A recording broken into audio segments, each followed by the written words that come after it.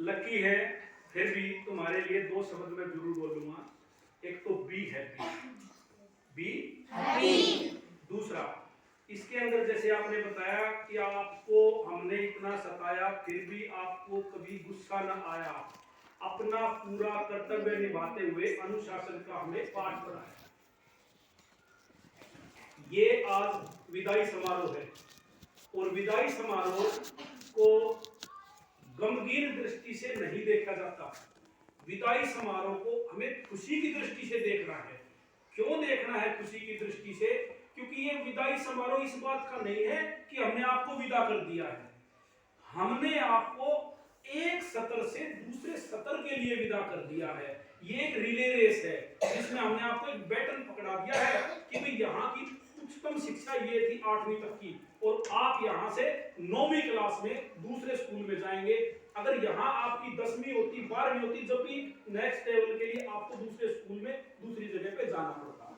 तो इसको विदाई को गंभीर तरीके से ना लेकर एक खुशी के तरीके से ले, और ये एक हमारे जीवन के पड़ाव का सिस्टम है जिसके अंदर हमें अगले स्टेप पर जाना होता है। पिछले साल जो 8वीं के बच्चे थे वे 9वीं में हैं, लेकिन फिर भी हमारे पास आज भी उनके लिए जगह है, वो आते हैं, स्कूल है, संस्था है, स्टाफ है।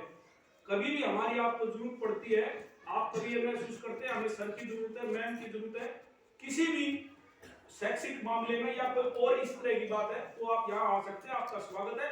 आपकी परमानेंट विदाई नहीं है, आपकी विदाई इस चीज के लिए है, आप और ज्यादा शिक्षा ग्रहण करें और वो शिक्षा ग्रहण करके अपने जीवन में अपनाएं।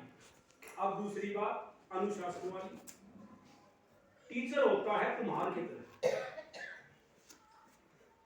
जैसे कुम्हार लकड़ी के माध्यम से या हाथ के माध्यम से मिट्टी के ऊपर थाप लगाता है, और ऐसे ही हम आपको कई बार डांटते हैं, कई बार पिटाई भी करते हैं।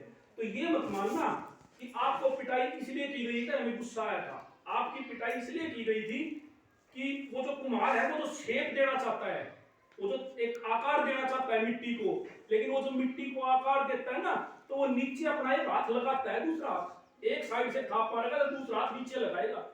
ऐसे ही जब हम आपको कभी कोई डांटते हैं, फटकारते हैं, पिटाई करते हैं, तो उस टाइम भी हमारा एक हाथ आपके नीचे होता है, कभी आप टूट ना जाओ, लेकिन आपको सही रास्ते में चलाना होता है, इसलिए आपको थाप लगानी पड़ती है। और वो जो दूसरा हाथ होता है ना, वो हमारा हृदय होता है। कई बार किसी बच्चे को ज्यादा पीड़ित तो हमारा हृदय भी परेशान होता है। आप ये मत मानना कभी कि सर ने पिटाई कर दी कोई परेशान हो जाए इस बात से। आपको सही रास्ते पे लाने के लिए हमने आपकी पिटाई करी या आपको डांटा। तो इन दो चीजों का हमेशा ध्यान रखना, अनुशासन का और जीवन चक्र का। ये जीवन चक्र है, एक स्टेप से दूसरे स्टेप पे जा रहे, अगली चीज के लिए जा रहे। धन्यवाद।